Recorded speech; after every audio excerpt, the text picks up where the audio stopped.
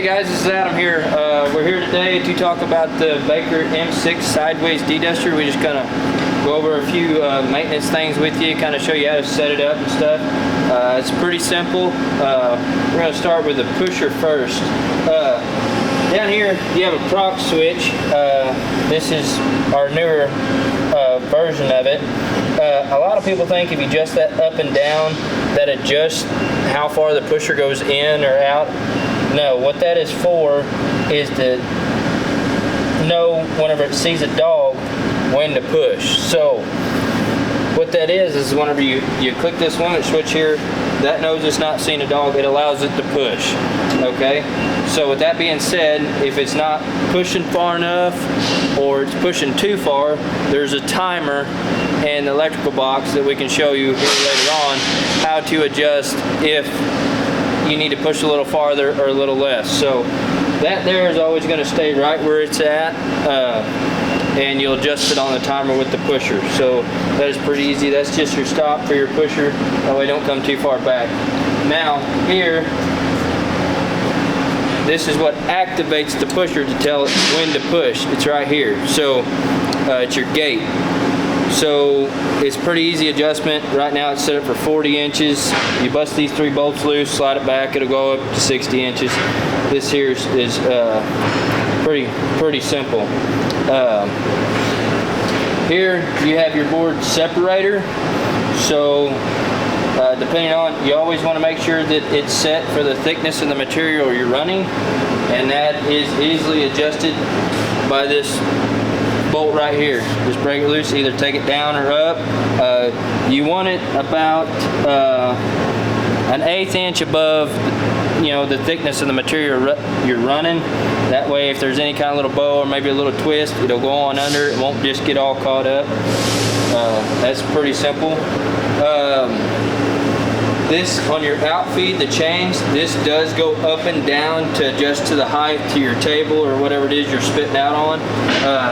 It's just a little L-arm down here. You just bust that bolt loose right here, and that allows this to slide up and down. So that's kind of, I'm just going to go over all the adjustments for now. Right here is your adjustment for your chain to tighten it up. Same concept on both sides. Bust your bolts loose, adjust it out, tighten it up. You want to keep these chains not guitar string tight, but you want to keep them pretty snug, because if you get these chains loose and they start getting loose, they're going to get out of time, and they're in time with one another right here. So you always want to make sure you keep these chains good and tight, because if not, they'll jump time and then your boards will be getting sideways and everything else. So we always need to pay attention to that.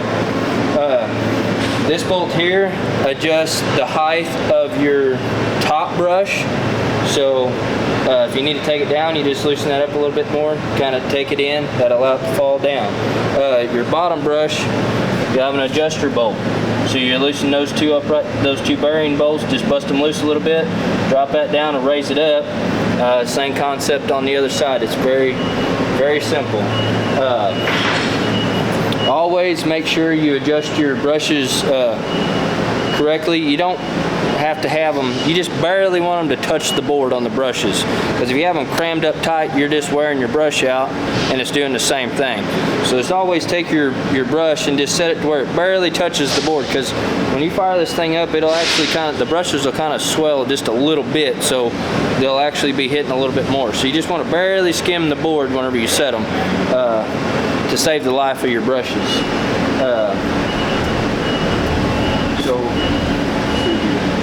Then over here you got your little fence for whenever you're coming on with your end feed. Bust this bolt loose, slide it in to whatever size thickness of boards that you're running.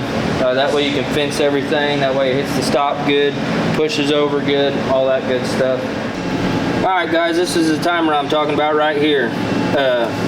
That allows your pusher to go farther out or make a longer stroke or shorter stroke. So if you need to go longer, add a little time to it. If you need to stroke a little shorter, take time away from it. It's really simple, very simple little deal. So I know we've had a few incidents where we've had guys call in and and, they think adjusting this eye over here is the way to go.